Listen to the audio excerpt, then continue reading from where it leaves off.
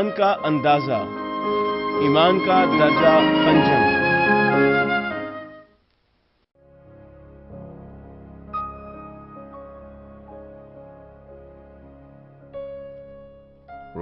Romeo 12 باب 3 آیت۔ میں اس توفیق کی وجہ سے جو مجھ کو ملی ہے تم میں سے ہر ایک سے کہتا ہوں کہ جیسا سمجھنا چاہیے اس سے زیادہ کوئی اپنے آپ کو نہ سمجھے، بلکہ جیسا خدا نے ہر ایک کو اندازہ کے موافق ایمان تقسیم کیا ہے، اعتدال کے ساتھ اپنے آپ کو ویسا ہی سمجھے۔ گنتی 12 باب 7 آیت۔ پر میرا خادم موسیٰ ایسا نہیں ہے، وہ میرے سارے خاندان میں امانت دار ہے۔ مسیح میں عزیز بھائی اور بہنوں، کوریا اور پوری دنیا میں 4500 کلیسیاؤں کی شاخوں بشمول متحدہ ریاست ہائے امریکہ، England, Canada, Honduras, Peru, Bolivia, El Salvador, Argentine, Germany, France, روس، بیلجیم، نیدرلینڈز، چین، Japan, Pakistan, Nepal, Indonesia, Philippines, Taiwan, India, Mongolia, مصر، اسرائیل، کینیا، یوگینڈا، عوامی جمہوریہ Congo, Burundi, Rwanda, Tanzania, Nigeria, Switzerland, جنوبی افریقہ، بوٹسوانا، کوٹ ڈی آئیوری، مقامی مقدس کلیسیاؤں کی شاخوں کے اراکین اور وہ جو پوری دنیا میں انٹرنیٹ اور ٹیلی ویژن کی خدمات ملاحظہ کر رہے ہیں۔ یہ ایمان کے اندازہ کا 24واں پیغام ہے اور ایمان کے درجہ پنجم پر 5واں۔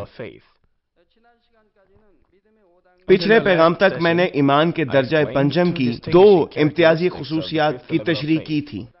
ایمان کے درجہ پنجم پر پہلے آپ خدا کی مرضی کی مکمل فرما برداری کر سکتے ہیں اور اپنی زندگی اسے دے سکتے ہیں۔ دوسرا یہ کہ آپ لامحدود دعاؤں کا ڈھیر لگا سکتے اور نشانات اور عجائبات دکھا سکتے ہیں۔ ایمان کے درجہ پنجم کا تیسرا تقاضا یہ ہے کہ آپ خدا کے گھر میں پورے طور پر ایماندار ہوں۔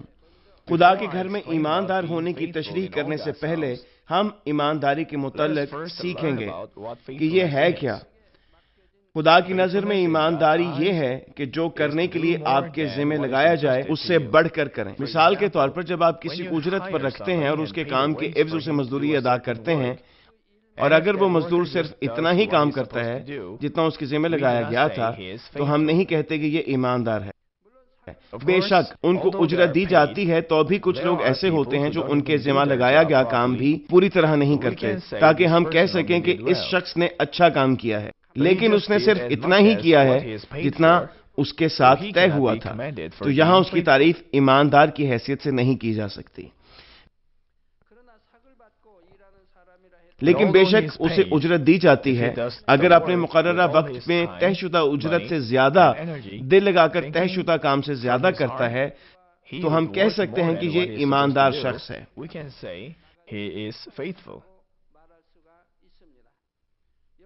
تاریخ میں بھی جب سرکاری اہلکار صرف اپنا فرض پورا کرنے کے لیے کام کرتے تھے، ہم نہیں کہہ سکتے کہ وہ حقیقتاً اچھے اہلکار تھے۔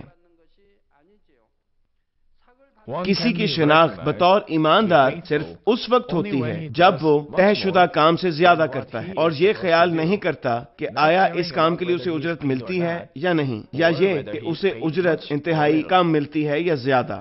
مثال کے طور پر ایڈمرل سون چن کو لے لیں۔ اگرچہ اس نے ساری زندگی ملک کی حفاظت کی، لیکن جب جیل میں تھا اس نے کوئی شکایت نہیں کی۔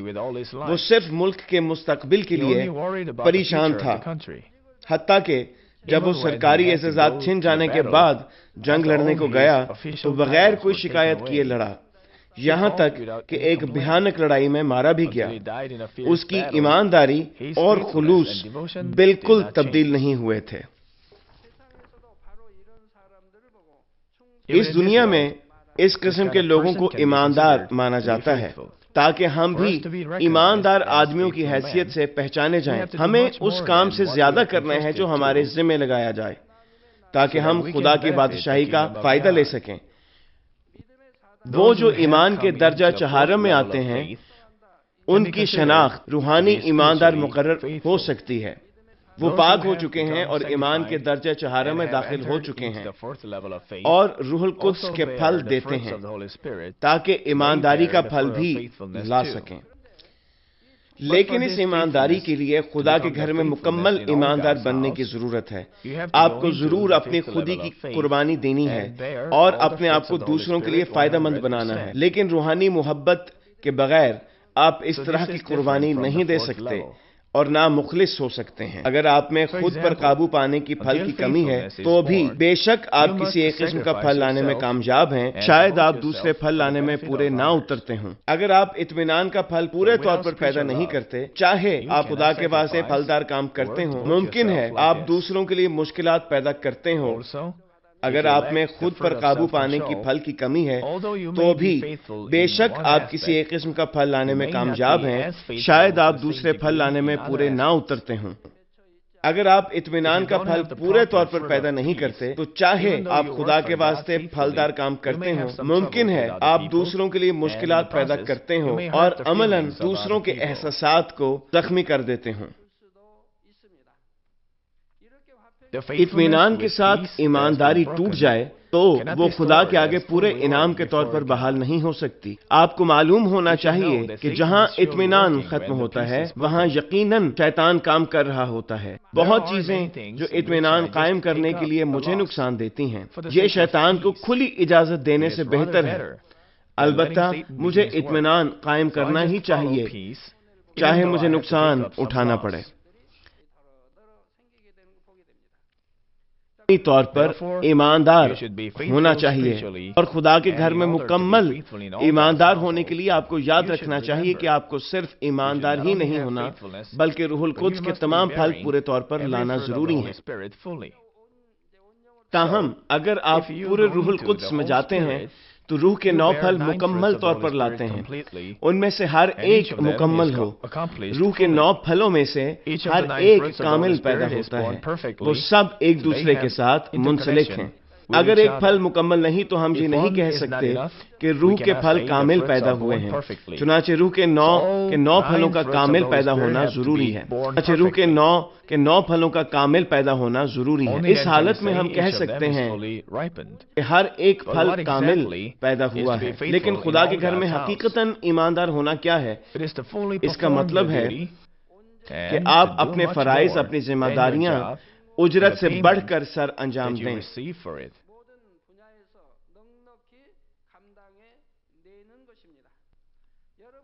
آپ کی مسیحی زندگی میں آپ کے لیے بہت سے فرائض ہیں۔ آپ کو اپنی ذمہ داریاں ایمانداری کے ساتھ نبھانا ہے اور صرف ایک یا 2 چیزوں کے لیے ہی محنت نہیں کرنا بلکہ ہر ایک معاملہ میں آپ کو پورے دل سے کام کرنا ہے۔ خدا کے گھر میں پورا ایماندار ہونے کے لیے یہ باتیں انتہائی ضروری ہیں۔ بعض فرائض دوسرے فرائض سے زیادہ اہم لگتے ہیں، بعض فرائض کے کام دیگر فرائض کے نسبت لوگوں میں آسانی سے پہچانے جا سکتے ہیں۔ لیکن اگر آپ پوری طرح روح میں ہیں تو آپ خدا کے لیے ہر فرض کو قیمتی سمجھیں گے، چاہے وہ آدمیوں کی نظر میں بڑا ہو یا چھوٹا۔ بس آپ اپنے فرائض اپنے سارے دل، اپنی ساری عقل اور اپنی ساری طاقت سے سر انجام دیں گے، مگر اس طرح خدا کے گھر میں مکمل ایماندار ہونا آسان نہیں۔ اگر آپ کے پاس صرف 3 یا 4 فرائض ہیں، آپ کو کوشش کرنا چاہیے کہ تمام باتوں میں ایماندار ہوں۔ لیکن چونکہ آپ کے پاس بہت سی ذمہ داریاں ہیں اور آپ بے حد مصروف ہیں، آپ فرائض میں سے کچھ کا خیال نہیں رکھ سکتے، کیونکہ بعض کام بہت اہم اور فوری کرنے والے ہوتے ہیں جو آپ کر رہے ہیں، لیکن بعض فوری کرنے والے نہیں ہوتے جنہیں آپ نظر انداز کر دیتے ہیں۔ تب بعض اوقات آپ یہ سوچ کر اپنے آپ کو تسلی دیتے ہیں، آدمیوں کے لیے حدود ہیں اور میں کس طرح ہر چیز کو اپنے دل اور قوت میں رکھ سکتا ہوں۔ لیکن اگر آپ پورے روح میں ہیں تو آپ پرواہ نہیں کرتے کہ آپ کے ذمے کتنے فرائض ہیں، آپ ہر حال میں ایماندار رہ کر پھل پیدا کر سکتے ہیں۔ یہ اس لیے ہے کہ آپ باپ کے دل کی شبیہ رکھتے ہیں جو کامل ہے اور مسیح کے دل کی شبیہ کی مانند ہے۔ خدا کا دل جو روح ہے بے حد وسعت رکھتا ہے اور وہ کسی کو بھی اور ہر کسی کو بھی پناہ دے کر گلے لگا سکتا ہے۔ وہ اپنے دل میں پناہ دیتا ہے۔ بنی آدم کی پوری تاریخ اور بے شمار لوگوں کی زندگیوں کو وہ اپنی ہتھیلیوں میں دیکھ رہا ہے۔ بے شک آپ ایمان کے درجے پنجم پر ہوں تو بھی خدا کی مانند نہیں ہو سکتے، کیونکہ آپ خدا کی خصوصیات کی شبیہ پر ہیں جو روح ہے۔ آپ بہت سی روحوں کو پناہ دے سکتے ہیں اور بہت سی چیزوں کو اپنے دل میں رکھ سکتے ہیں۔ آپ خدا کی بادشاہی اور روحیں جو آپ کے ذمہ لگائی گئی ہیں ان کے لیے قربانی دینے کی محبت بھی رکھتے ہیں۔ آپ روحوں کو پناہ دینے اور دل و جان سے ان کے واسطے دعا کرنے سے خدا کے کاموں کو نیچے لا سکتے ہیں۔ بے شک سب کاموں کو پناہ دینے اور ایک ہی طرح اپنے دل و جان میں رکھنے کا یہ مطلب نہیں کہ آپ کو ہر ایک کام کے لیے ایک جیسا حساب رکھنا ہے اور ہر چیز کو فی الفور کرنے والی سمجھنا ہے۔ یقیناً بہت سی چیزیں فوری کرنے والی اور بہت سی فوری نہ کرنے والی ہیں۔ ایسی چیزیں بھی ہیں جن پر آپ کو اضافی وقت صرف کرنا ہے۔ جب میں درجہ چہارم اور درجہ پنجم کی تشریح کر رہا ہوں تو میں نئے ایمانداروں یا نئے آنے والوں سے معذرت چاہتا ہوں۔ ان کے حق میں ٹھیک وقت وہ تھا جب ایمان کے اول، دوئم اور سوئم درجہ کے لیے کچھ مشکل چیزوں کی منادی کرنا پڑ رہی ہے، لیکن وہ جو ایمان کے تیسرے اور چوتھے درجہ پر ہیں وہ اس پیغام کے آرزو مند ہیں۔ وہ ایمان کے چوتھے اور پانچویں درجہ میں جانا چاہتے ہیں۔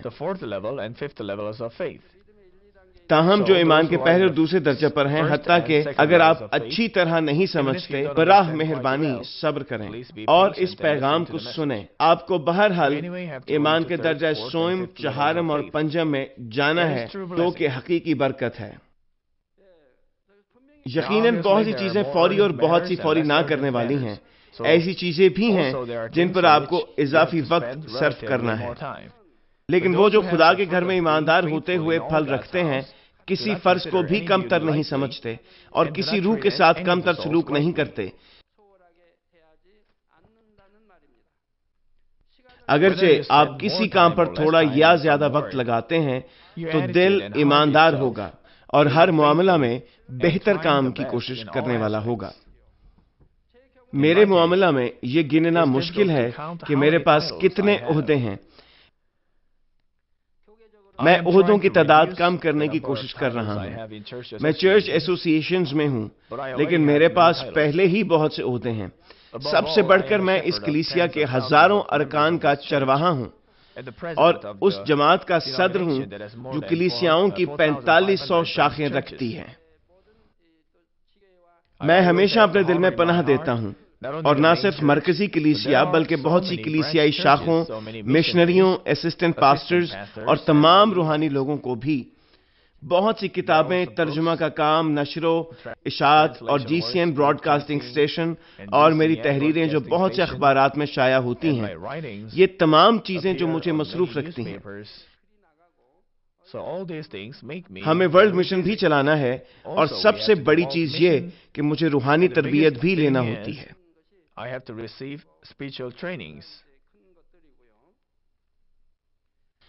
میں ہر ممبر کے گھر وزٹ نہیں کر سکتا۔ مجھے مشکل سے کورین کلیسیا کی شاخ میں وزٹ کا ایک موقع ملتا ہے۔ وہ شاخیں جو دوسرے ممالک میں ہیں ان کا ذکر ہی نہیں۔ پھر بھی میں نے باپ کے سامنے ان روحوں کے واسطے دعا کرنا کبھی بند نہیں کیا۔ پولس رسول کی بات ہو تو جب وہ کلیسیاں بنا رہا تھا وہ بے شمار روحوں کو اپنے دل میں رکھتا اور خدا سے ان کے واسطے دعا کرتا تھا۔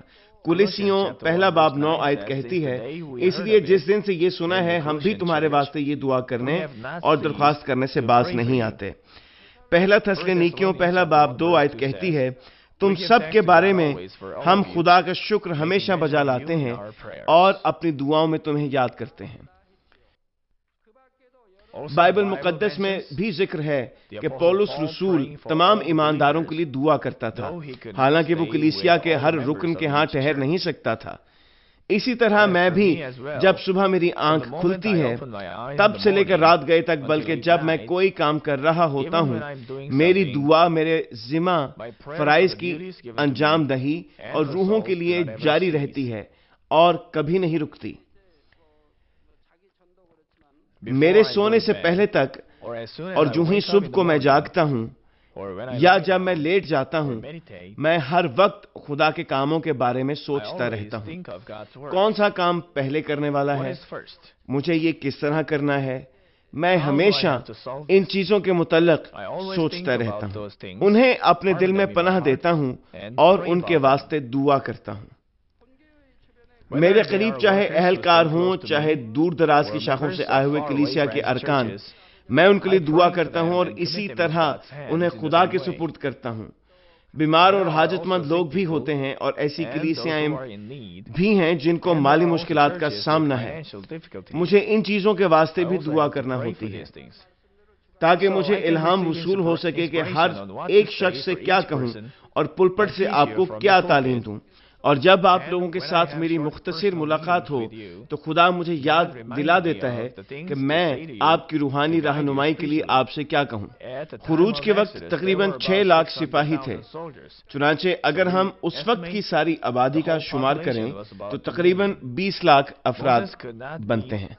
موسیٰ ہر فرد واحد سے شخصی طور پر مل کر مشورہ نہیں کر سکتا تھا، بلکہ موسیٰ ان سب لوگوں کو روح میں پناہ دیتا تھا اور محبت سے ان کا خیال رکھتا تھا تاکہ ان کے لیے زندگی قربانی دے سکے۔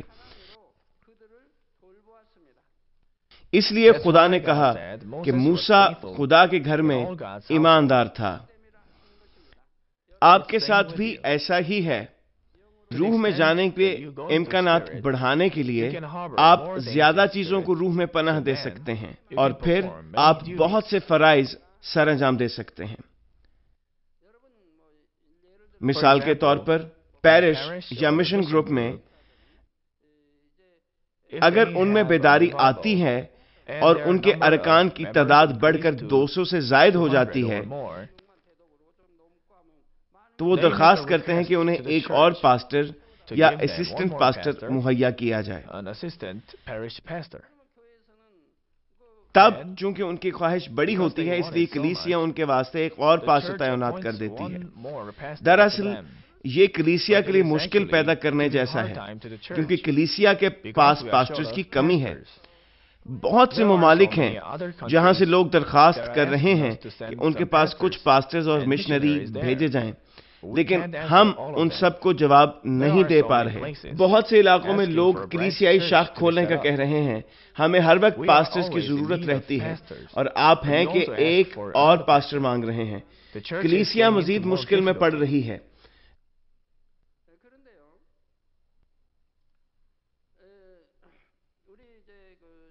لیکن آپ جو پاسٹرز ہیں حقیقت میں لائق ہیں تو آپ کو کلیسیا کا سوچنا چاہیے۔ آپ کو پہلے اپنے بارے میں نہیں کلیسیا کے متعلق سوچنا ہے۔ ہماری کلیسیا کو ہر وقت پاسٹر کی ضرورت رہتی ہے اور اگر آپ 100 لوگوں کے حساب سے ایک اسسٹنٹ پاسٹر مانگتے ہیں تو آپ کو یہ معلوم ہونا چاہیے کہ کلیسیا مزید مشکل میں جا رہی ہے۔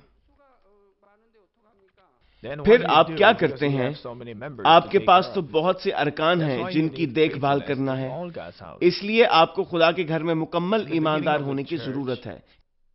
کلیسیا کی ابتدا میں خدا نے کہا اگر ایک چھوٹے گلہ کا لیڈر لائق ہو تو 40 ممبران کی دیکھ بھال کر سکتا ہے۔ لہذا چھوٹا گلہ ایک چھوٹی سی اکائی ہے اور یہاں تو بڑے بڑے گروہ ہیں۔ بس اگر آپ مشن گروپ کے پاسٹر ہیں تو آپ کو اس لائق ہونا چاہیے کہ کم از کم 100 لوگوں کے گروپ کو سنبھال سکیں۔ اگر آپ ایک پیرش کے پاسٹر ہیں تو آپ کو 500 یا 1000 افراد تک بھی سنبھالنے کے لائق ہونا چاہیے۔ اب آپ کس طرح سے لوگوں کے گھروں کا دورہ کر سکتے ہیں؟ اگر آپ صرف اپنے ضلع کے لیڈر کو، تحصیل کے لیڈرز کو اور مقامی لیڈرز کو درست تعلیم دے دیں اور وہ آپ کے دل کو سمجھ جائیں تو وہ اسی انداز میں روحوں کی دیکھ بھال کر سکتے ہیں۔ اگر انہیں آپ کی مدد کی ضرورت ہو تو آپ کو اطلاع کر سکتے ہیں۔ اگر تنظیم اس انداز میں درست کام کر رہی ہے، آپ خود ہزاروں ارکان کی دیکھ بھال کر سکتے ہیں۔ آپ کو حقیقت میں اسسٹنٹ پاسٹر یا اسسٹنٹ مشن گروپ لیڈر کی ضرورت قطعاً نہیں رہے گی۔ آپ کے پاس اپنے لیے ضلعی لیڈر، تحصیل لیڈر اور مقامی لیڈر موجود ہیں۔ آپ کو انہیں اٹھانا چاہیے، انہیں تربیت دینا چاہیے تاکہ وہ مزید طاقتور ہو سکیں اور وہ روحوں کو سنبھالنے کے قابل ہو جائیں گے۔ پاسٹرز کی پہلی ترجیح ارکان کے لیے روح میں جانے کی دعا کرنا اور ان کے پاس جا کر ان کی گلہ بانی کرنا ہے۔ پھر دوسری چیزوں کو دیکھیں۔ چیزوں میں ترجیحات ہوتی ہیں۔ اگر آپ کا گلہ بکھر رہا ہے کیونکہ آپ ان کی ٹھیک نگہداشت نہیں کرتے، آپ کو دوسری چیزوں کے بارے نہیں سوچنا چاہیے۔ آپ کو پہلے انہیں سنبھالنا چاہیے تاکہ روحانی طور پر کوئی ریچھ یا شیر انہیں پراگندہ نہ کر ڈالے۔ اگر وہ آپ کے گلہ کو لے بھی جائیں، آپ کو چاہیے انہیں واپس لائیں۔ آپ کو اپنا گلہ محفوظ رکھنا ہے کیونکہ پاسٹرز ان چیزوں کو نظر انداز کر دیتے ہیں۔ یہ بڑی بیداری نہیں ہے، بے شک نئے آنے والے بہت ہیں۔ روح میں جانے کے واسطے ترقی کرنے کے لیے آپ زیادہ چیزوں کو روح میں پناہ دے سکتے ہیں، پس تب آپ بہت سے فرائض سر انجام دے سکتے ہیں۔ مثال کے طور پر اگر 500 لوگ آپ کے ذمہ ہیں، آپ ہر ہفتہ ان کے پاس دورہ نہیں کر سکتے۔ آپ زیادہ بار ان کے پاس جائیں گے جو ایمان میں کمزور ہیں اور فوری مشکلات میں ہیں، لیکن کچھ دوسرے لوگوں کو آپ سال میں 1 یا 2 بار ہی مل سکتے ہیں۔ تب آپ محسوس کر سکتے ہیں کہ آپ اپنی ذمہ داری بہتر طور پر پوری نہیں کر رہے، کہ آپ لوگوں کے پاس زیادہ بار نہیں جا سکتے۔ لیکن اگر آپ حقیقت میں ایماندار دل رکھتے ہیں، ہمیشہ روح میں اپنے گلہ کو پناہ دیں گے تو آپ کے ذمہ ہیں۔ بے شک آپ کئی بار انہیں دیکھیں یا نہ دیکھیں، بے شک آپ کسی ایک روح کو مہینہ تک نہ دیکھیں، آپ اس مرد عورت کو ہمیشہ اپنے دل میں پناہ دیں گے کیونکہ خدا آپ کے دل کو جانتے ہوئے اس شخص کی خاطر پوری گرفت کے ساتھ کام کرے گا۔ اس کلیسیا میں بہت سے ارکان ہیں، لیکن اگر کوئی پابند ممبر رک جاتا ہے تو میں جانتا ہوں کہ کئی معاملات میں اپنے دل میں محسوس کرتا ہوں کہ فلاں پکا ممبر آج کل نظر نہیں آ رہا۔ اگر وہ اس لیے نظر نہیں آتا کہ وہ عبادت کے دوران عبادت خانہ کے دوسرے یا تیسرے کونے میں بیٹھتا ہے جہاں آسانی سے دکھائی نہیں دیتا۔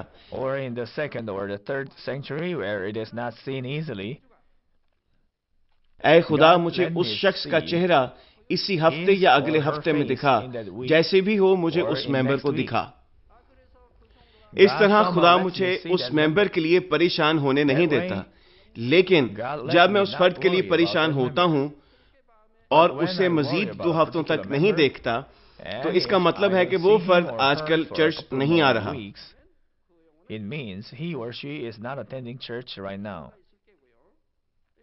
کوئی اور وجوہات بھی ہو سکتی ہیں۔ اس طرح میں تمام ممبران کا خیال رکھتا ہوں۔ پھر اگر آپ پیرش پاسٹر ہیں یا مشن گروپ پاسٹر ہیں، یہ بات سمجھ میں نہیں آتی کہ آپ ایمان کی سلطنت کے اپنے ارکان سے باخبر کیوں نہیں، چاہے وہ ٹھیک چل رہے ہوں یا گمراہ ہو رہے ہوں۔ یہ بات سمجھ میں نہیں آتی کہ آپ باخبر نہیں ہیں کہ وہ آزمائش میں ہیں۔ اس کا مطلب ہے کہ آپ اپنے گلہ کے لیے دعا کرنے اور ان کا دھیان رکھنے کو بھول رہے ہیں۔ اس کا یہ مطلب بھی ہے کہ ضلعی، تحصیلی اور مقامی ارکان ٹھیک طریقہ سے روحوں کی خبرگیری نہیں کر رہے اور پاسٹر کو ٹھیک خبریں نہیں پہنچا رہے۔ اگر مقامی لیڈر ٹھیک کام کر رہے تو اس کو کیسے معلوم نہ ہو کہ اس کے علاقہ کے ممبران کیا کر رہے ہیں؟ یہ خبر ضلعی اور تحصیلی لیڈر کو دینا ہوگی تاکہ وہ روحوں کا معیار رکھ سکیں۔ اگر وہ نہ کر سکیں تو وہ پیرش پاسٹر کے پاس جائیں۔ تو پیرش پاسٹر کس طرح یہ جانے گا کہ آپ بھی روح کا نقصان اٹھائے بغیر پورے پیرش کی حفاظت کس طرح کر سکتے ہیں؟ چنانچہ جب ضروری ہو، خدا آپ کے دل کو تحریک دیتا ہے کہ اس شخص کے لیے غیر معمولی گرم جوشی کے ساتھ دعا کریں، یا آپ کو اس رکن کے پاس لے جاتا ہے۔ ہو سکتا ہے وہ آپ کی ملاقات اچانک کرا دے تاکہ آپ اس شخص کو وہ بتا سکیں جو ضروری ہے، یا وہ آپ سے ان روحوں کی حفاظت کسی اور طریقہ سے کروائے جو آپ کے ذمہ میں ہیں۔ شاید آپ کی ملاقات اس شخص کے ساتھ راہ چلتے یا ایک بار ہو، آپ کے دل میں جو اس شخص کی پناہ گاہ ہے وہ اچھے پھل کی صورت میں باہر آئے گی۔ یہ بات مختلف ہے کہ آپ اپنی کاہلی کی وجہ سے روحوں کی خبر نہ لیں اور کہیں کہ میں تو ان کے لیے دعا کر رہا ہوں۔ آپ کس قدر فکر مند اور مشتاق ہوں گے جب آپ اپنی ساری زندگی اور دعا کے ساتھ خدا سے یہ کہتے ہوئے اپنا فرض نبھائیں گے، اے باپ مہربانی فرما کر ان روحوں کی حفاظت کر جن سے میں براہ راست نہیں مل سکتا۔ خدا اس دل کی خوشبو پا لیتا ہے اور خود ہی ان کی حفاظت کرتا ہے۔ یہ صرف روحوں کی حفاظت کے متعلق ہی نہیں بلکہ خدا کے ذمہ ایک فرض لگانا ہے۔ اگر آپ کہتے ہیں میں بڑی ہوشیاری سے روحوں کی حفاظت کر رہا ہوں لیکن کوئی بیداری نہیں ہے، ان کا ایمان ترقی نہیں کر رہا اور وہ گمراہ ہو چلے، تب آپ کو دعا کرنا چاہیے اور مڑ کر اپنی گہرائی کو دیکھنا ہے۔ جیسے میں پہلے بتا چکا ہوں کہ روحوں کی حفاظت کے لیے روحانی آدمی کا ایک بار ملنا جسمانی آدمی کے 10 بار ملنے سے بہتر ہے۔ جب کوئی روحانی آدمی ایک بار ملاقات کرتا ہے، اس روح کا ایمان صرف ملاقات میں بڑھ جاتا ہے، لیکن جسمانی آدمی اگر 10 بار بھی ملاقات کرے تو بہت مشکل ہو جاتا ہے کہ ایمان ترقی پائے۔ تب آپ مڑ کر کیا دیکھنا چاہیں گے؟ آپ کو یہ احساس ہونا چاہیے کہ جب آپ نے اپنے گلہ کی نگہبانی کی تو آپ کی ملاقات کس قدر جسمانی تھی، کیونکہ آپ کے پیرس میں کوئی بیداری نہیں آئی۔ اگر آپ روح میں جا کر روحانی ملاقات کرتے ہیں تو ہرگز ایسا نہیں ہوگا۔ اگر آپ روحانی ملاقات کرتے ہیں تو دشمن ابلیس اور شیطان اس خاندان کو تنگ کرنے لگتا ہے کہ وہ بھاگ جائیں۔ آپ اس روح کو روح القدس اور آسمانی لشکر اور فرشتوں کے ساتھ حصار میں لے لیں تاکہ وہ روحیں خوشحال ہوں۔ یہ حفاظت اس نوعیت کی نہیں کہ ان کے دل دنیا سے اچاٹ کر دیے جائیں گے، یہ اس کا نتیجہ ہوگا جو پاسٹر کرے گا۔ پس آپ اپنے آپ کو دیکھ سکتے ہیں کہ آپ میں دعا کی کس قدر کمی ہے اور آپ نے حقیقتاً روح میں جانے کی کوشش کی یا نہیں، اور آپ صرف دنیاوی چیزوں کا خیال رکھنے والے ہیں۔ میں یہ نہیں کہہ رہا کہ آپ اپنے ہر فرض میں ایک جیسا وقت اور ایک جیسی کوشش کریں۔ خدا کے گھر میں مکمل ایماندار ہوتے ہوئے طریقہ یہ ہے کہ آپ اپنے سارے دل، اپنی ساری عقل اور اپنی ساری طاقت سے ہر چیز کو روح میں پھل پیدا کرنے کے لیے محفوظ کریں۔ بعض کہیں گے اگر آپ کے پاس بہت سی ذمہ داریاں ہیں آپ تو ان کو نبھانے کے قابل نہیں ہوں گے، تو یہ بہتر نہ ہوگا کہ آپ صرف ایک نوعیت کی ذمہ داری لے لیں۔ ان کے ساتھ ایماندار رہیں تاکہ آپ خدا کے گھر میں مکمل ایماندار ہو سکیں۔ آپ یہ کہہ سکتے ہیں آپ اس وقت بہتر کام کر سکتے ہیں جب آپ کے پاس عہدوں کی تعداد کم ہو، لیکن خدا کی نظر میں وہ کس کو بھروسہ مند نوکر اور کام کرنے والا کہتا ہے؟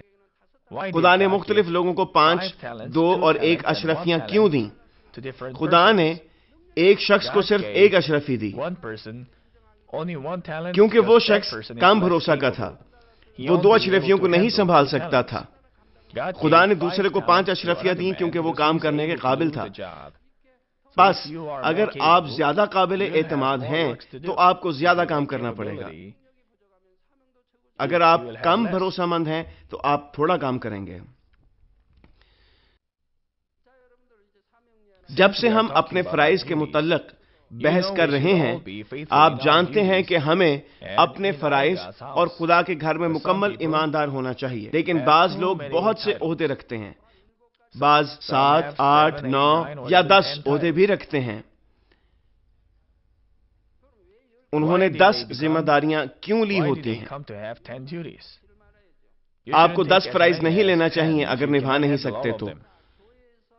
آپ کہیں گے کہ آپ اس کی نافرمانی نہیں کرنا چاہتے جس نے آپ کو اتنے عہدے دیے ہیں۔ بے شک اگر کلیسیا آپ کو اتنے عہدے دے رہی ہے، آپ کو اس لیے نہیں لینا چاہیے کیونکہ آپ اس کی نافرمانی نہیں کرنا چاہتے، لیکن آپ کو معاملات کے درمیان خاص ہونا چاہیے۔ یہ کلیسیا کے دیے ہوئے عہدے ہیں، کچھ عہدے مشن گروپ نے یا دوسرے گروپس نے دیے ہیں۔ وہ آپ کو درخواست کریں گے کہ ان کے مالی امور کے ڈائریکٹر یا کچھ اور بن جائیں، یا آپ کے پیرش کا لیڈر کہے کہ فلاں عہدہ لے لو۔ آپ کو معلوم کرنے کے قابل ہونا چاہیے۔ کلیسیا کی جانب سے دیے گئے عہدوں کے معاملہ میں آپ کو وہ لینا چاہیے جس کی آپ نافرمانی نہ کریں، لیکن یہ عہدے سال میں ایک بار ملتے ہیں، یہ صرف کلیسیا کے سالانہ اجلاس کے سامنے دیے جاتے ہیں۔ بعض معاملات فرق ہو سکتے ہیں، لیکن عام طور پر یہ سال میں ایک ہی بار دیے جاتے ہیں۔ اگر آپ کو ملیں تو لے لینا چاہیے، یہ خدا کے نام پر دیے جاتے ہیں، لیکن ان عہدوں کے علاوہ اور بھی فرائض ہوتے ہیں۔ ان معاملات میں آپ کو اچھی پہچان رکھنا چاہیے۔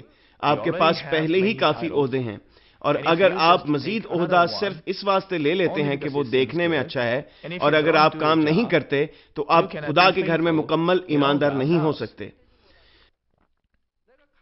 آپ اسی قدر عہدے لے سکتے ہیں جتنے آپ سنبھال سکیں۔ آپ کو صرف اس لیے عہدے نہیں لینے چاہیے کہ آپ کو ان کی پیشکش ہوئی ہے۔ آپ کو ہاں کرنے سے پہلے سوچنا ہے کہ آپ حقیقت میں کام کر بھی سکتے ہیں یا نہیں۔ تب اگر آپ عہدہ نہیں لیتے تو یہ نافرمانی نہیں ہوگی۔ آپ اس لیے انکار کر رہے ہیں کیونکہ آپ اپنا کام مناسب طریقہ سے سر انجام دینا چاہتے ہیں۔ جب کلیسیا کسی کو تعینات کرتی ہے، ہمارے پاس ایک منتظم کمیٹی ہے جو ہر کسی کی قابلیت دیکھ کر اسے عہدہ دیتی ہے۔ پھر جب منتظم کمیٹی ہر کسی کی قابلیت کا اندازہ لگائے تو انہیں معلوم ہونا چاہیے کہ کس کے پاس کتنے عہدے ہیں۔ وہ کسی کو ایک عہدہ دینا چاہتے ہیں تو انہیں غور کرنا چاہیے کہ اس شخص کے پاس پہلے کتنے عہدے ہیں۔ کیا یہ مرد یا عورت ایک نیا عہدہ سنبھالنے کے قابل ہے؟ اور اگر اس شخص کے لیے اس کی وجہ سے مشکل کے امکانات ہوں تو آپ کو اس بات پر غور کرنا چاہیے۔ آپ کو صرف یوں نہیں کہنا چاہیے کہ اوہ یہ شخص اچھا ایمان رکھتا ہے یا اس کام کو بخوبی کر لے گا، لیکن پھر کمیٹی کے لیے مشکل ہوگی کیونکہ وہ تعینات کرنے کے لیے کسی کو نہیں ڈھونڈ سکتے۔ بہت سے لوگ ہیں جن کے پاس کوئی ذمہ داری نہیں، لیکن یہ کام کمیٹی کا ہے۔ وہ دیکھیں کہ اگر کسی کو خاص عہدہ دیا جاتا ہے تو وہ اسے نبھانے کے قابل ہے۔ آخر کار وہ کسی قابل اعتماد شخص کو یہ فرض سونپ دیں اور اس شخص کو زیادہ سے زیادہ فرائض دیے جائیں۔ لیکن جب کلیسیا کسی کو تعینات کرتی ہے تو کمیٹی کا کام ہے کہ وہ کام کرنے والوں کی صورتحال کا جائزہ لے کہ کیا وہ شخص فرائض سر انجام دے سکتا ہے، کیونکہ کلیسیا کے سونپے ہوئے فرض سے انکار کرنا اس کے لیے مشکل ہے۔ کسی شخص کو عہدہ دینے سے پہلے آپ کو چاہیے کہ اس سے دریافت کر لیں۔ اگر آپ کو روپیہ پیسہ منظم کرنے والے کی ضرورت ہے تو آپ کو پہلے پوچھ لینا چاہیے۔ آپ پوچھ سکتے ہیں، آپ کے پاس یہ ذمہ داری پہلے سے ہے، اور اگر ایک مزید دی جائے تو کیا اسے بھی سنبھال سکتے ہیں؟ کیا آپ کے پاس وقت ہوگا؟ تب وہ شخص اپنی مرضی سے فیصلہ کر سکتا ہے۔ اگر وہ محسوس کرتا ہے کہ مشکل ہوگا تو وہ کہہ سکتا ہے کہ کافی ذمہ داریوں کی وجہ سے ایک نئی نہیں لے سکتا۔ یہ نافرمانی نہیں ہے، اس نے صرف سوال کا جواب دیا ہے۔ البتہ یہ نافرمانی نہیں ہے۔ آپ کو عقل مند ہونا چاہیے، حتیٰ کہ کلیسیا بھی اگلے کی مرضی کو جانے کے واقعی وہ یہ کام کر سکتا ہے اور تب اس کی رضامندی پر اسے عہدہ سونپے۔ لیکن اگر آپ کا دل ایماندار ہے تو آپ ہمیشہ خدا کی بادشاہت کے لیے زیادہ سے زیادہ کام کرنا چاہیں گے اور مزید ذمہ داریوں کے لیے فراخ دل ہوں گے۔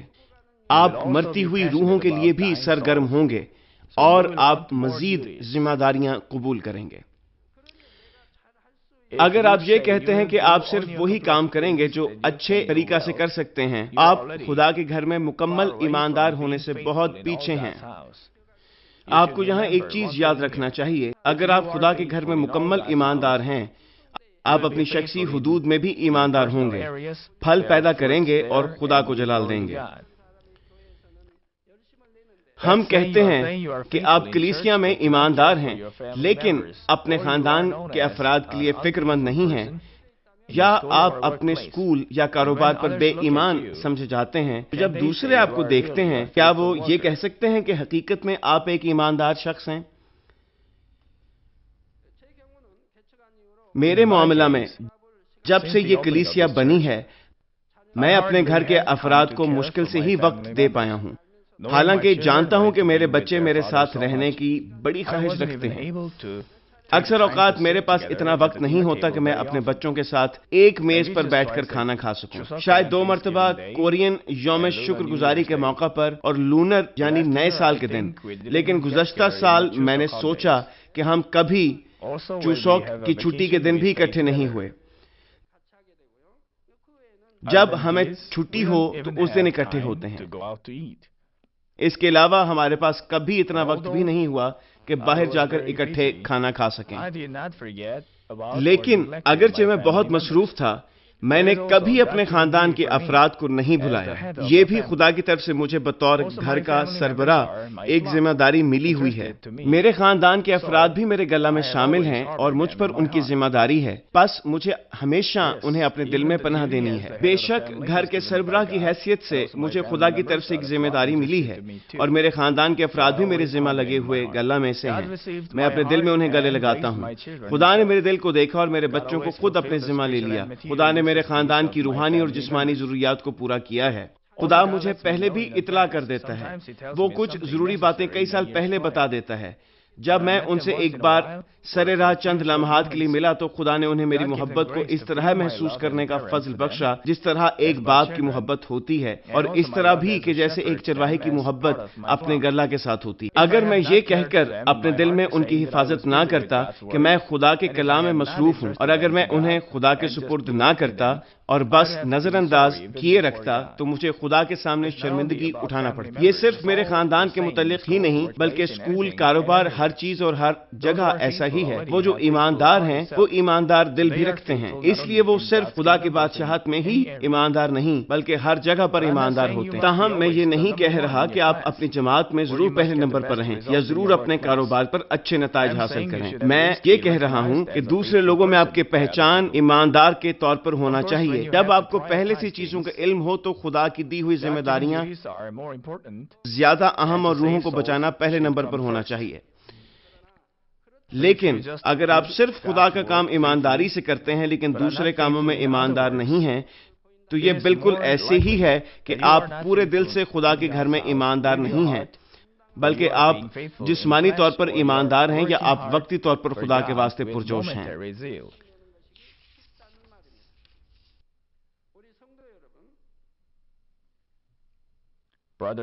ہماری خواتین ارکان، آپ کو چاہیے کہ بیوی کی حیثیت سے اپنے شوہر کے حقوق ادا کریں. کیا نہیں کرنا چاہیے؟ ایک بہو اور ایک ماں کے فرائض بھی ادا کرنے چاہیے. جب آپ اپنے فرائض بخوبی سر انجام دیتی ہیں تو آپ خدا کے گھر میں مکمل ایماندار ہیں. میں آپ کو ایک مثال پیش کرتا ہوں. ہم کہتے ہیں کہ چھٹی کے دن آپ کے مشن گروپ میں میٹنگ ہے یا بشارتی مہماتی میٹنگ ہے یا مشن گروپ نے جو بھی فیصلہ کر رکھا ہے.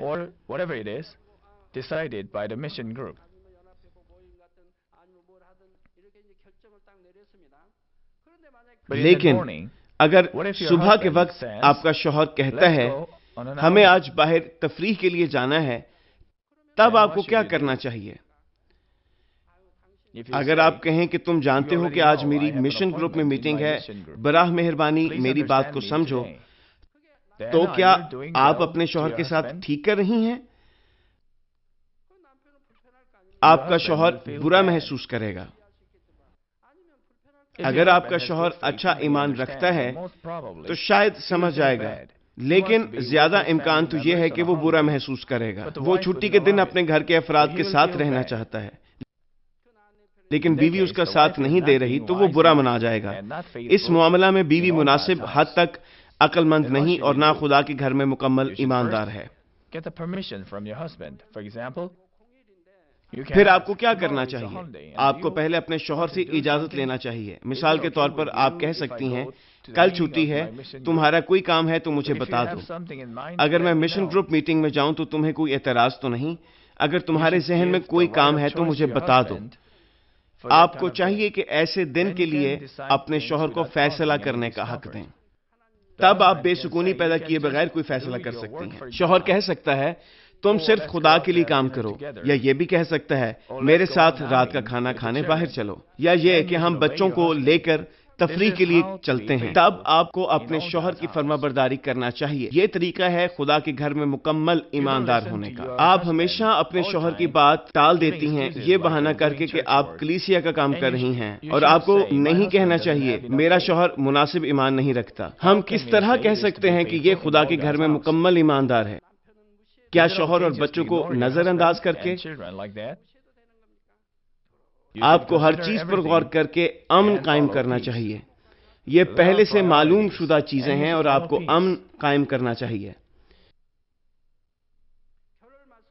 میں پیغام کا خلاصہ پیش کرتا ہوں۔ ناظرین و سامعین، خدا کے گھر میں مکمل ایماندار ہونے سے مراد ہر معاملہ میں خدا باپ کے کامل دل کے ساتھ فرائض کو نبھانا ہے۔ اس لیے صرف جب آپ پوری طرح روح میں جاتے ہیں اور خدا باپ کے دل کی تعمیل کرتے ہیں تو آپ تمام معاملات میں ایماندار ہو سکتے ہیں اور خدا کے گھر میں کامل ایماندار کی حیثیت سے پہچانے جا سکتے ہیں۔ لیکن اگرچہ آپ ابھی پوری طرح روح میں نہیں ہیں، اگر آپ خدا کے گھر میں مکمل ایماندار ہونے کی کوشش کریں، آپ روح میں اور پوری طرح روح میں جلدی سے جا سکتے ہیں۔ اس کے لیے آپ کو کس طرح کی کوششیں کرنا چاہیے؟ بنیادی بات یہ ہے کہ پہلے آپ کو خون بہنے کے وسیلہ پاک ہونے کے لیے گناہ کے خلاف جد و جہد کرنی ہے۔ اسی اثنا میں جب آپ اپنے فرائض سر انجام دیتے ہیں تو آپ کو فراخ دل ہونے کی ضرورت ہے اور فرض پورے دل، پوری عقل اور پوری قوت سے سر انجام دیں۔ بعض لوگ ان فرائض کی انجام دہی میں محبت نہیں کرتے جنہیں وہ سر انجام دینا زیادہ پسند نہیں کرتے یا وہ انہیں معمولی لگتے ہیں۔ بعض لوگ یہ بھی کہتے ہیں کہ یہ میری قابلیت کی حد ہے اور فرض صرف اتنا سر انجام دیتے ہیں جتنا چاہتے ہیں۔ انہیں حدود کے باوجود زیادہ کوشش کرنا چاہیے اور اپنی قربانی دینا چاہیے۔ کلیسیا کے ایلڈر صاحبان اور مشن کے آدمیوں، کیا آپ جانتے ہیں کہ کون سے فرائض آپ کو زیادہ انعام دلائیں گے اور آسمان کی بادشاہی میں آپ کی زیادہ پہچان کرائیں گے؟ میں بتا چکا ہوں کہ جب ہمارے رضاکاروں کے گروپس نے عبادتیں کیں، عبادتیں عام طور پر لوگوں نے نہ دیکھیں، وہ خدا کی نظر میں عظیم ٹھہریں۔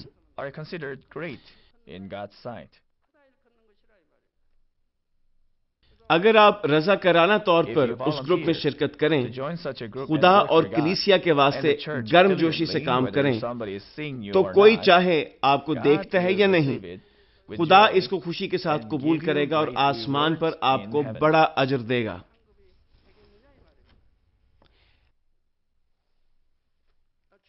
مالک کی نظر میں آپ اس شخص کا اعتماد نہیں چاہیں گے اور آئندہ اس شخص کو کوئی کام نہیں دینا چاہیں گے۔ میں صرف ان لوگوں کی بات کر رہا ہوں جو صرف اتنا ہی کام کرتے ہیں جتنے میں اپنی قربانی نہ دینا پڑے۔ آپ کسی شخص پر اس وقت بھروسہ کر سکتے اور بڑا کام اس کے سپرد کر سکتے ہیں جب وہ تھوڑے میں دیانتدار ہو سکتا ہے کہ وہ کام کرنے میں زیادہ ماہر نہ ہو، لیکن اگر وہ سیکھنے اور بہتر کام کرنے کے لیے دوسروں کی مدد مانگتا ہے، اپنے سچے دل سے بہتر کارکردگی کی کوشش کر رہا ہے، تو آپ اس پر اعتماد کر سکتے ہیں، بے شک شروع میں نتائج تسلی بخش نہ ہوں۔ آپ اس صورت میں بھی اچھے کام کی امید کے ساتھ کام اس کے سپرد کر سکتے ہیں۔ بے شک ابھی اس کی قابلیت کم ہے، وہ ایک پر امید رویہ تو رکھتا ہے۔ World Christian Doctors Network کے بہت سے ڈاکٹر ہماری مشنری شیرن ٹرو کی تعریف کرتے ہیں۔ یہ محض ایک یا دو اشخاص نہیں، وہ خاتون خدا کی بادشاہت، کلیسیا اور چرواہے کی خاطر اپنا سارا بدن، دل، عقل، وقت اور ہر چیز پیش کرتی ہے، اس لیے وہ تعریفیں حاصل کرتی ہے۔ اس کے حلقہ احباب کے لوگ بھی مجھے بتاتے ہیں کہ وہ بڑی ہی پابند ہے اور لگتا ہے کہ بس وہ دل کو چھو رہی ہے۔ مشنری جو اس کے ساتھ کام کر رہے ہیں کہتے ہیں کہ وہ تو دلوں کی دھڑکن ہے، وہ کہتے ہیں اس کی تقلید کرنا مشکل ہے۔ وہ یہ بھی کہتے ہیں کہ وہ شکر گزار ہیں کہ ان کی خدمت اس مشنری کے ساتھ ہے کیونکہ وہ خدا کے لیے وقف ہے۔ خدا نے اسے ابھی کلیسیائی بیداری دی ہے۔ خدا اس کے پاس بہت سے مریضوں اور ان لوگوں کو لائے گا جن کے دل کلیسیا کے لیے اچھے ہیں۔ خدا ان پر فضل کرے گا تاکہ وہ شفا پائیں اور کلیسیا کے اچھے ارکان بن جائیں۔ خدا انہیں دیگر کاموں میں بھی اپنی برکت سے نوازے گا۔ بے شک مستقبل قریب میں ان کی کوئی کانفرنس نہیں ہے، اسے ایک اور اہم ذمہ داری ملنے والی ہے۔ خدا کے ساتھ بھی ایسا ہی ہے۔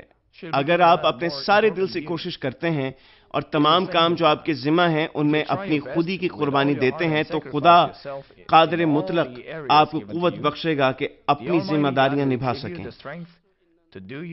یہ بھی ثابت کرنے کے لیے کہ آپ خدا کی بادشاہت میں ایماندار ہیں، وہ آپ کے ساتھ مسرور ہوتا ہے اور آپ کو فضل اور قوت بخشتا ہے۔ آپ کو برائیوں کا احساس ہو جائے گا جو پہلے نہیں ہوتا تھا، اور آپ قوت پائیں گے تاکہ برائیوں کو دور پھینک سکیں اور بہت جلد روح اور پورے روح میں جا سکیں۔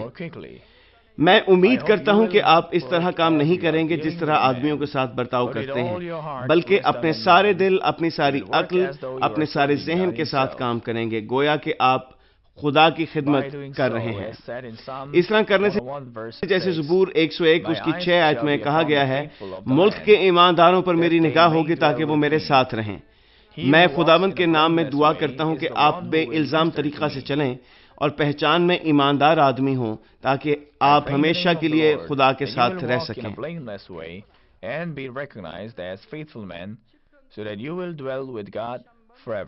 ختم کرنے سے پہلے ہم زبور 101 کی 6 آیت دوبارہ پڑھیں گے۔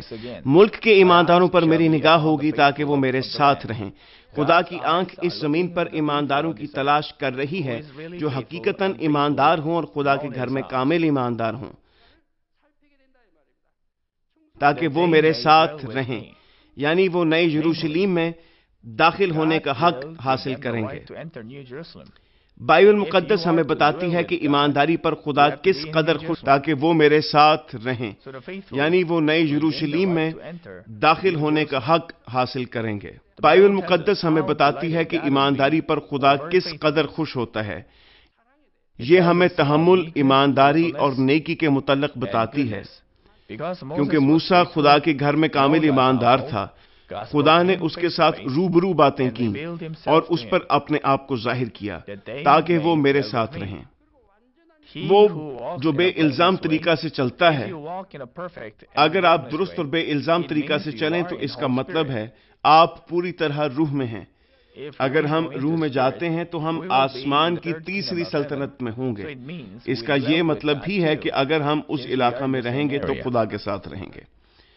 لیکن وہ جو بے الزام طریقہ سے رہتے ہیں، یعنی وہ جو خدا کے گھر میں کامل ایماندار ہیں اور درست راہ پر چلتے ہیں، تو خدا کی خدمت کریں گے۔ یہ ہمیں بتاتی ہے کہ ہم خدا کے کس قدر قریب رہیں گے۔ وہ لوگ کون ہیں جو بے الزام طریقہ سے چلتے ہیں؟ مثال کے طور پر ان میں ہنوک، ابراہم، موسیٰ، پطرس، پولس، مریم مگدلینی اور مقدسہ مریم کمواری اور داؤد شامل ہیں۔ یہ لوگ خدا کی خدمت کریں گے۔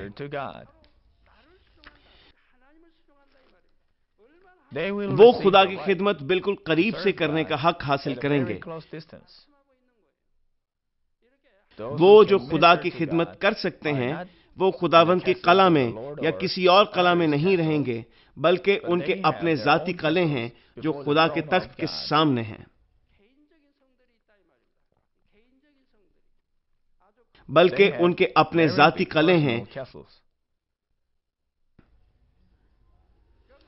ان کے پاس بہت بڑے بڑے ذاتی قلعے ہیں۔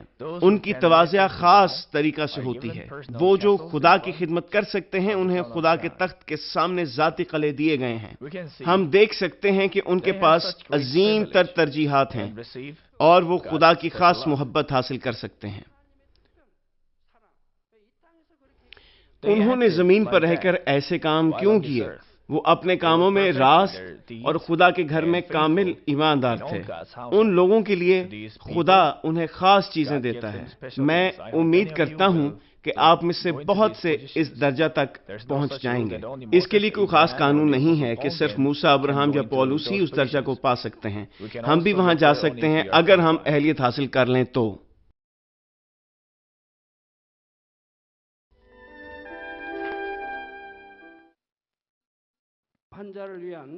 بیماروں کے لیے دعا۔ میں ان سب لوگوں کے لیے دعا کروں گا جو بیمار ہیں۔ آپ اپنے بدن کے اس حصہ پر اپنا ہاتھ رکھ لیں جہاں پر بیماری ہے اور اس دعا سے استفادہ کیجیے۔ اگر آپ بیمار نہیں ہیں لیکن اپنی دلی مرادیں پانا چاہتے ہیں تو اپنا ہاتھ اپنے سینے پر رکھ لیجیے۔ خدا کا زندہ کلام وقت اور فاصلے کی قیود سے آزاد ہے اور آپ کے ایمان کے مطابق آپ کے لیے کام کرے گا۔ آپ جہاں کہیں بھی ہوں، اگر ایمان کے ساتھ اس دعا کو قبول کریں گے تو آپ خدا کی قدرت کے حیران کن کام دیکھیں گے۔ ہاللویا! قادر مطلق خدا، تو جو محبت ہے، اپنے بچوں پر اپنے ہاتھ کو رکھ، اور تمام GCN دیکھنے والوں پر بھی جو ایمان سے اس دعا کو ٹی وی کے ذریعے قبول کرتے ہیں۔ اپنا ہاتھ ان پر رکھ اور اپنے عجیب کام جو وقت اور فاصلے کی قیود سے آزاد ہیں، ان تمام لوگوں کی زندگیوں میں دکھا جو دنیا کے کسی بھی کونے میں ہیں۔ ان کو ایسا ایمان عطا فرما جس کے وسیلہ سے ان کے تمام شکوک و شبہات ختم ہو جائیں، ان کی زندگی سے تمام دکھ اور مشکلات جاتی رہیں، روح القدس کی آگ سے جلا کر اور یسوع کے پاک خون کے وسیلہ سے دھو کر پاک کر دے۔ سر سے لے کر پاؤں تک سارے جسم میں خدا کی عظیم تخلیقی قوت آشکار ہو۔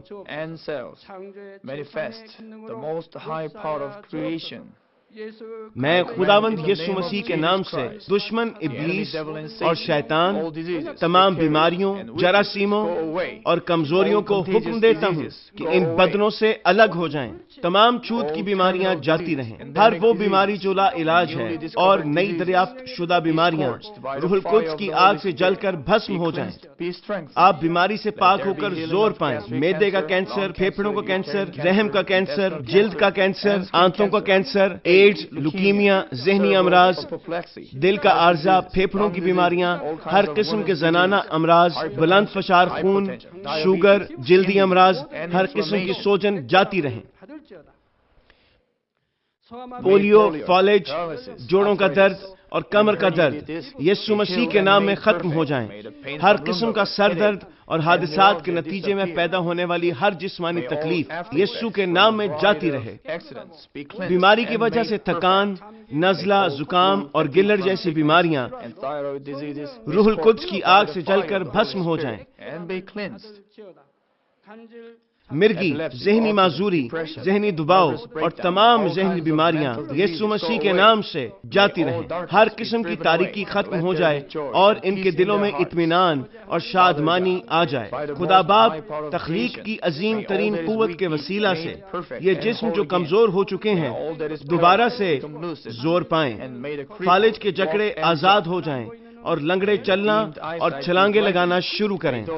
نظر کی کمزوری جاتی رہے، بہرے سننا شروع کر دیں، اندھے بینائی حاصل کریں اور گونگے لوگ بولنا شروع کر دیں۔ خدا باپ بانجھ خواتین کو اولاد کی برکت عطا فرما، ٹوٹی ہڈیوں کو جوڑ دے اور جسم کے تمام جلے ہوئے حصے مکمل طور پر شفا یاب ہو جائیں۔ نشہ کی لعنت میں گرفتار لوگوں کو روح القدس کی آگ کے وسیلہ سے پاک اور صاف کر دے۔ جسم کے تمام مردہ خلیے زندہ ہو جائیں، تمام تاریکی جاتی رہے اور ابلیس کی قوتیں نکل جائیں۔ میں یسوع مسیح کے نام سے حکم دیتا ہوں کہ دشمن ابلیس، شیطان اور ہوا کی عملداری کا حاکم اپنا قبضہ چھوڑ دیں اور ان کے تمام قاصد بھی یسوع مسیح کے قادر نام میں نکل جائیں۔ تاریکی کی ناپاک، دھوکہ دینے والی اور گمراہ کر دینے والی قوتیں یسوع کے نام میں دور ہو جائیں۔ بے ایمانی اور نا انصافی کی بدروہیں جاتی رہیں، تمام تاریکی جاتی رہے، تیرا نور چمکے۔ خدا باپ ان کی روحوں کو بھی ان کے جسم کے ساتھ مضبوط فرما، ان کو قوت دے کہ یہ تجھ کو پکار سکیں، ان کو قوت دے کہ یہ اپنے گناہوں کو ترک کر سکیں، ان کی جانیں اس دنیا میں راحت پائیں اور ان کی زندگیاں خوشحال ہوں۔ ان کی دعاؤں کو قبول فرما اور ان کی دلی مرادوں کو پورا فرما۔ ان کی زندگیاں ایمان، امید اور محبت میں ترقی کرتی چلی جائیں اور ان کے خاندان بھی تیری نجات کے پیغام کو سن کر قبول کریں اور نجات حاصل کریں۔ ان کے خاندانوں کو ہر قسم کے حادثات اور تباہیوں سے محفوظ رکھ اور ان کو برکت دے کہ وہ ایک خوشحال زندگی بسر کریں۔ اے خدا، اپنے فرزندوں کو گھروں اور کاروبار کی جگہ پر روح القدس کی آتشی باڑ میں محفوظ رکھنا اور تیری آنکھیں جو آگ کے شعلہ کی مانند ہیں ان کو دیکھتی رہیں۔ ان کا باہر جانا اور اندر آنا مبارک ہو۔ انہیں برکت دے تاکہ یہ لوگوں کو قرض دیں لیکن کسی سے کبھی قرض نہ لیں۔ انہیں حکمت اور عقل دے اور ان پر فضل کر کہ وہ روح القدس سے معمور ہو جائیں۔ خداوند اپنے خادموں کو وہ کام کرنے کی توفیق اور فضل عطا فرما جو تو نے انہیں سونپا ہے۔ ہر چرچ میں ایک انقلاب برپا کر دے، اپنے بچوں کی رہنمائی کر تاکہ وہ تجھے جلال دیں جو بھی کام وہ کریں۔ اپنے عجائب کا ظہور فرما تاکہ وہ اپنے لبوں سے تیری گواہی دیں کہ وہ تجھ سے ملے ہیں اور تو ان کی دعاؤں کو قبول کرتا ہے۔ خدا باپ، میں تیرا شکریہ ادا کرتا ہوں اور صرف تجھے ہی سارا جلال دیتا ہوں۔